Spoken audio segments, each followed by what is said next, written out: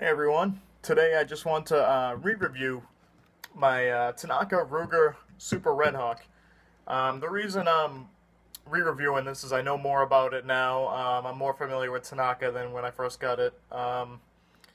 And I've used it a lot more. I actually do skirmish with this, and a lot of people say, oh, Tanaka guns aren't skirmishable, revolvers aren't skirmishable, but honestly, this gun is completely skirmishable. I love using it, and in all honesty, it gets a lot of looks when you're in a CQB match and you pull this out. So it's a really fun gun. So just the basics. The gun is plastic, ABS plastic. You wouldn't know it by looking at it. It's got this beautiful imitation stainless finish. I believe on Tanaka this is referred to as the Jupiter finish.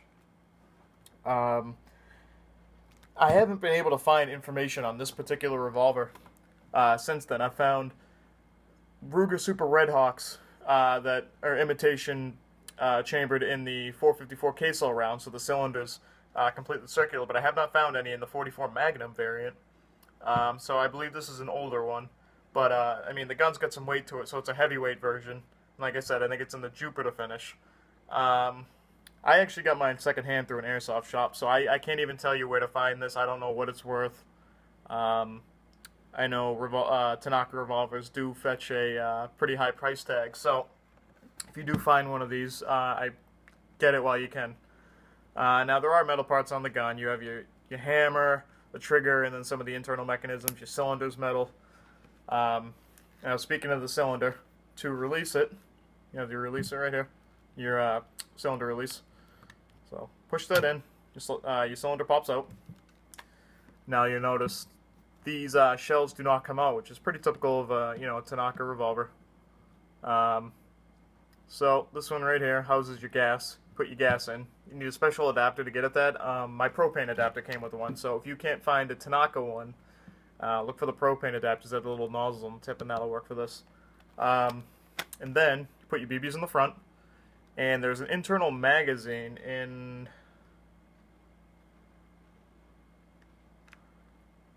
this cylinder right here. So you put 6 in there and then 6 in the cylinder for a total of 12. And it works, like a gun magazine. So you go from a 6-shot revolver to a 12-shot revolver, making this a lot more skirmishable. Now, the feet per second on this, I've noticed varies. I use propane in this. You really should use 134A. I'm actually going to start switching to that so I don't ruin it. But in the past, I was using green gas, and usually it would chrono at about 350 to 380 with 25s. Recently, I took it to a game, and it chronoed at, I believe it was a warm day. It chronoed at like 406 with 20s. So if you're going to use this with green gas, just make sure you use a heavier BB, and be careful where you use it. It is powerful. Or use 134A in it to bring the feet per second down, as that'll use less wear and tear on your gun, and you can actually use it places. Now, on this gun, you do have a lot of trademarks. The thing looks fantastic. You got your Ruger Super RedHawk logos here, whatnot. Got your Ruger logo here. Got all the ones on your barrel. I mean, the thing is loaded with trademarks, and it looks great.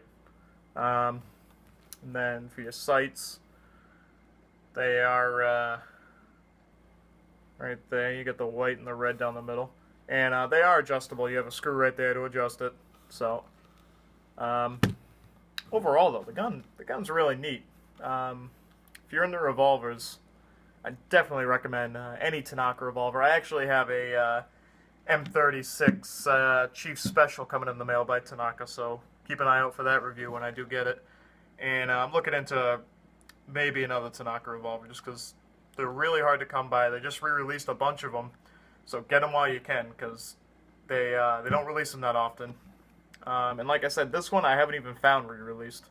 So if you do find one, the only one that's around now is the Marussian version, and it tends to be very light, fires 6 shots, and it's overall just not as nice. Actually, when I got this, I had the option between the Tanaka one and the Marussian one, and obviously I picked the Tanaka. So, oh, and one thing I forgot to mention is this is single action and double action. So you pull back the hammer for single action and fires double action. Very tough trigger pull being a revolver, but very crisp and satisfying. So, any questions on this, feel free to ask me. More than happy to answer any questions. If I need to post a follow-up video. I know there's not really any reviews of this out there on YouTube, so besides my old review, that wasn't the best. So, yeah, any questions, like I said, feel free to ask me. And thank you for watching. Keep an eye out for more videos.